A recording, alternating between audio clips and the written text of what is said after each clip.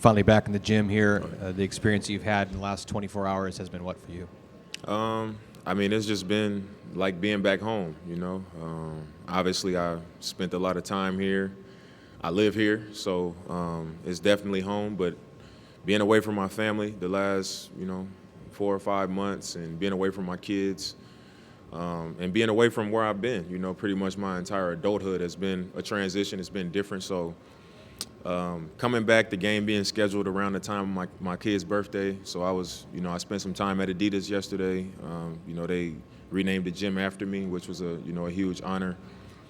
And then celebrated my kid's birthday. So, just being able to be with them for their birthday, being around my family, seeing all the faces, being in my house, things like that. It's just great to be back.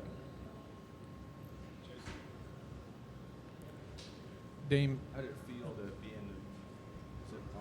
be in the visitors' locker room for the first time here? It was weird. I walked in, and as I was coming in, I was instinctively about to just keep walking down the hall. And, everybody was kind of, having the cameras out.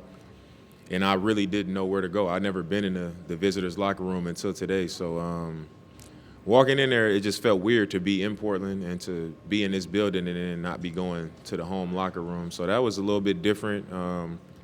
This morning was different, being in the arena for shoot-around. But, a lot of things this year have been different. So, it wasn't too crazy, but I definitely felt the difference going in that locker room.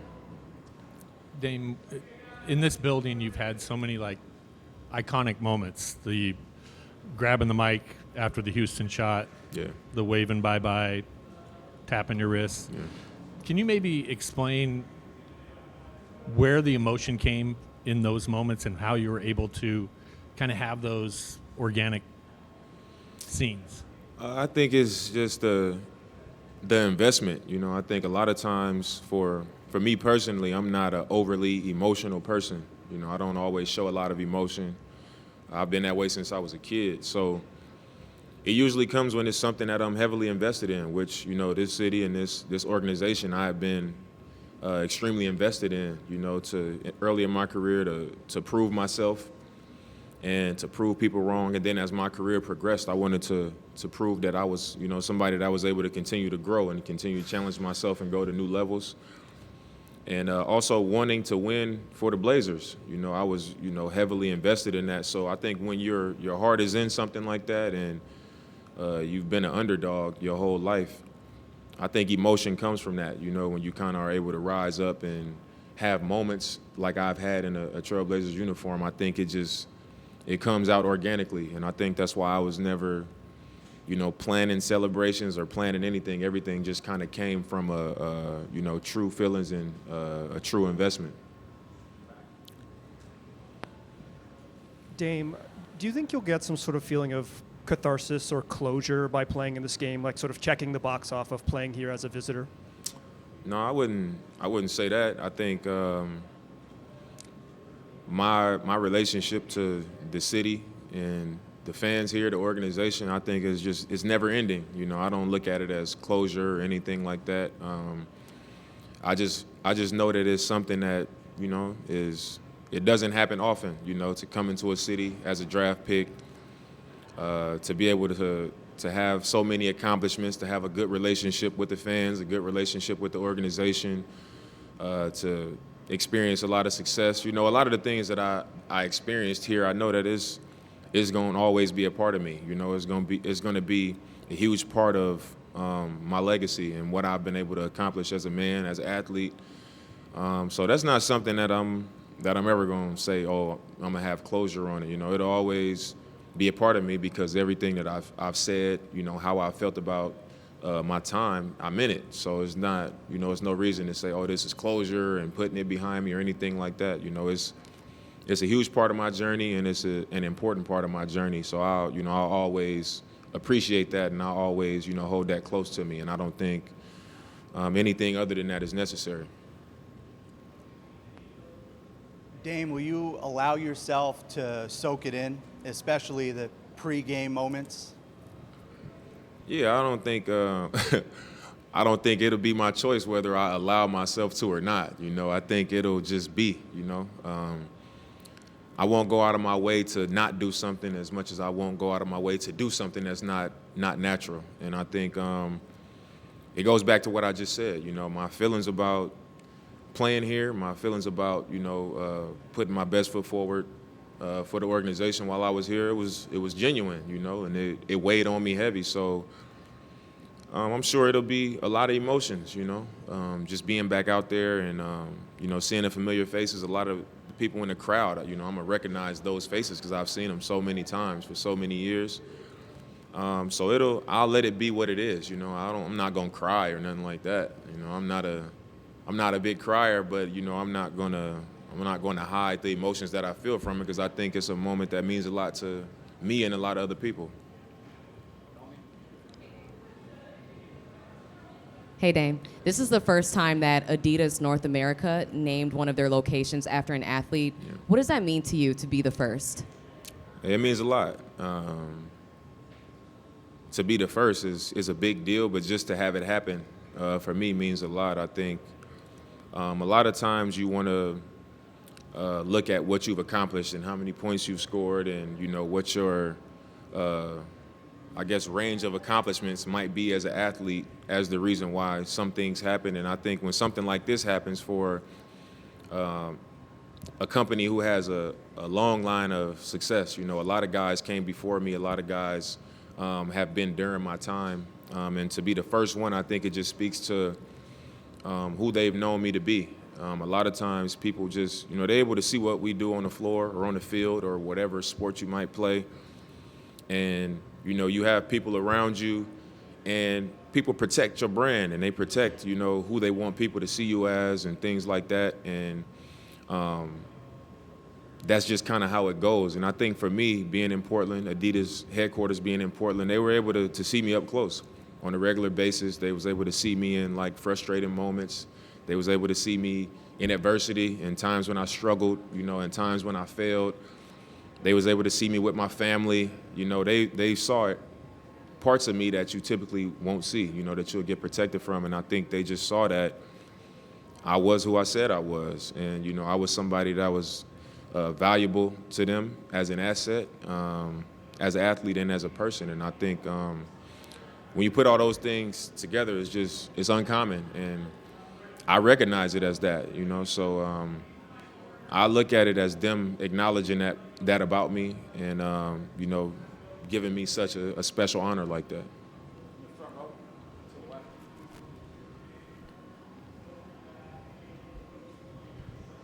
Hey, Dame. Considering after you made your trade request, did you feel comfortable with the way the Blazers handled their side of that? And did you feel, in the end, respected by the way that process played out? Did I feel respected by how they handled it?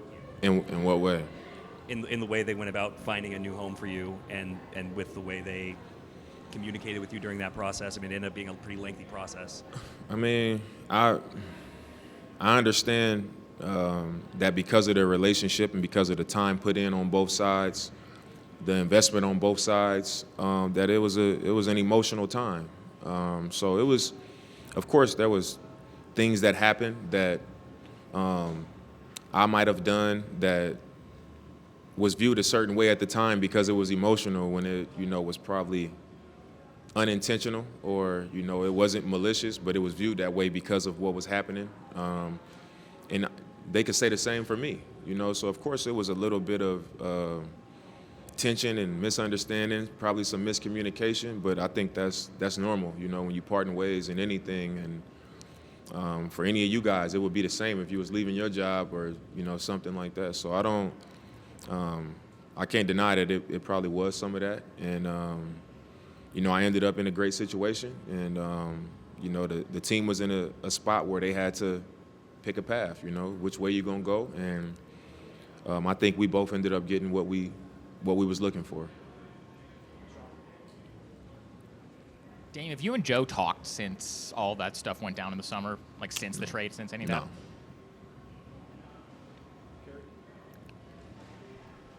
How's the transition been to the Bucks, and how's it been playing with Giannis so far? I think it's been it's been a real transition for me. Like I said before, is my entire life I've always been, right there with my family. I've always had my support system nearby, and this is the first time in a long time that I haven't had that, just for my life, for how I function in my day-to-day. And I think that's a huge part of how I'm able to go into to do my job, just being full and having that around me. So that's been an adjustment. Obviously, I have 3 kids, and I'm close with my kids, and living away from my kids is for anybody who has kids, they would know the kind of battle that is. So that's been a major transition for me. But playing with Giannis has been it's been great. I think playing with another top 75 player, a 2-time MVP, Defensive Player of the Year, a champion, Finals MVP. I'm just able to feel the luxury it is to have, a guy as dominant that he is on the floor with me. Where a lot of nights I would feel like, man, I got to dominate this quarter or dominate this game, or I got to come up big in this moment. It almost can make you relax a little bit when you know that it's a guy out there that can just go get it every single time. So it's been an honor to play with him. It's been great being a part of a team that is kind of in the stage of their careers that I am. They've tasted winning and they want to get back to that. So for me, I think it's just been a great situation as far as basketball, and we aren't a finished product. I think anytime you take a player like myself from a completely separate situation and plug it in, it's going to be an adjustment process. You don't know how long it's going to take.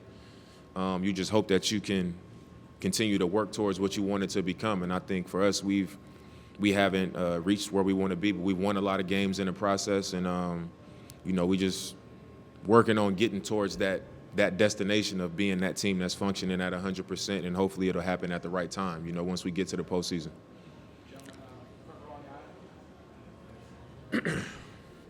Dame, this is a young Blazers team that you're going up against tonight. Anthony Simons, Scoot, trying to bring in a new era here to Portland. Yeah. What's the feeling like for you going against this new team here in the Motor that's trying to bring something new to the Portland area now? I mean, this isn't our first time playing them. And obviously the league is speeding up.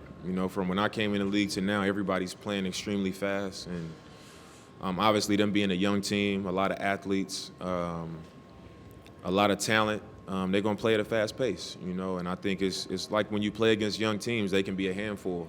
Sometimes they don't win a lot of games, but it's not easy to just go in there and get a win. They got a lot of talent, good athletes. They compete. Well coached, and it's going to be a tough game. We got to go out there and do what we got to do, and I'm excited to be back on the floor here in the Motor Center, and just to be in another NBA game. Obviously it's our main focus to win the game. Despite everything else that's happening around it. So we're gonna play the game with respect, and we're gonna do what we go out there and do every night. Dane, would you consider ever playing for the Blazers again? And if so, what would have to happen? I think because of how I feel about Portland, how I feel about the organization here, my time that I spent here, in my mind, I've always felt like that's how my career would end. And right now, I'm just in a space of like, this is where I am now. I'm in Milwaukee. I wanted the opportunity to contend, and our team has an opportunity to contend for this year and years to come. And I'm just living in that, But I definitely, like I said when I was traded, I see a day where, I'll be in a Trailblazer uniform again, before I'm done. But like I said, I'm in this time. And to accomplish what we want to accomplish, you got to be fully invested in that. And, I can't let this time just kind of slip away worrying about, looking too far into the future. Dame, you've always paid a lot of attention to what's going on around the league, and you're a basketball fan, obviously. Do you pay any extra attention to this team here and what's going on here? I wouldn't say what's going on, but I mean, I'm super tight with Ant, and I've watched his development and that process for him really closely, and I've been a part of it. We trained together in the summer. Even during the season this year, we talk all the time. You know what I'm saying? Like I've been a part of that. So for me, as a brother and friend of his, like I'm rooting for him. You know, I wish for his success, and I think for that reason, if I can't catch a game, I'm gonna check the box score to see how he played. We text, we FaceTime, we talk after games. But for that reason, mostly, you know what I'm saying? It's a lot of new faces. I don't really know everybody. But I've definitely, you know, caught my share of games where we not playing or our game ends and it's like late, but the West Coast games are starting. If it's a Trailblazers game, I'll watch. How's Ant doing? How do you feel about it? How's what? How's Ant doing? You feel I think okay? he's doing great. Yeah, I think he's doing great. I believe, you know.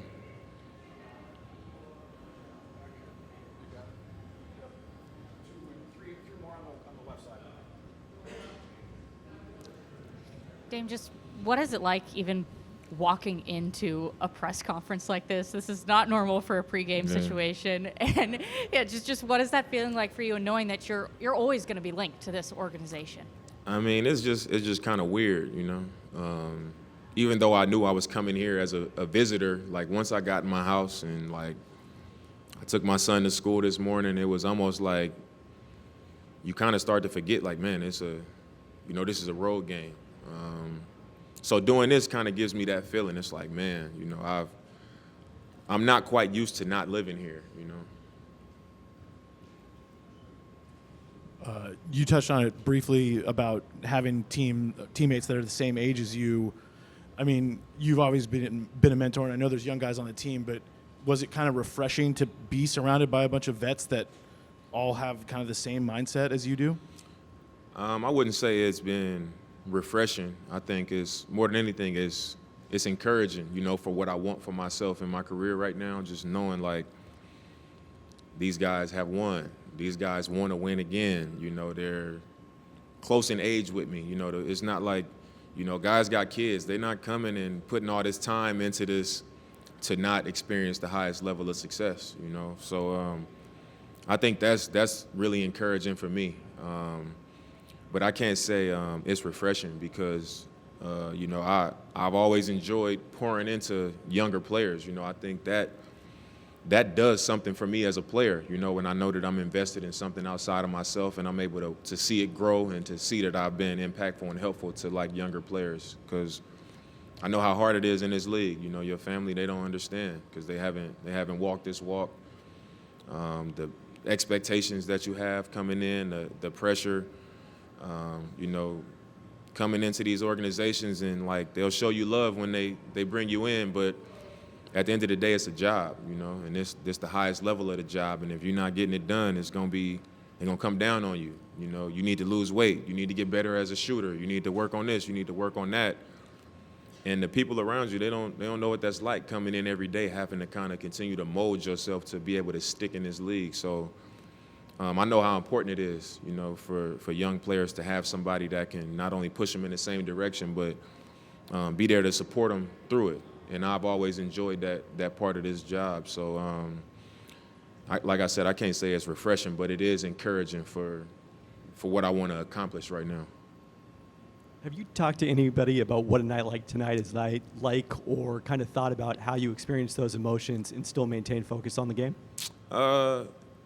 I talked to CJ this morning after I dropped my son off. I was in the car and I was driving down here for shoot around, and he just called me like he knew the time, you know. So he called me and he was just like, "Hey man, like embrace it. You know, it's gonna be emotional. Like it's, you know, we put our time in, we put our work in, and you know we had our moments. You know, it was a lot of years of us giving everything we had, and you know, we were appreciated. You know, when he came back, he was like, you know, it was that moment of, you know, I felt the appreciation for everything that we put into it, and he was like, you really gonna feel it. So that was the most conversation I had about it. Everybody else was just like, how you feeling? What do you think? You know, and I'm just like, man, I'm happy to see my kids and be around my family and things like that, and then everything else, I'll just kind of deal with it as it comes.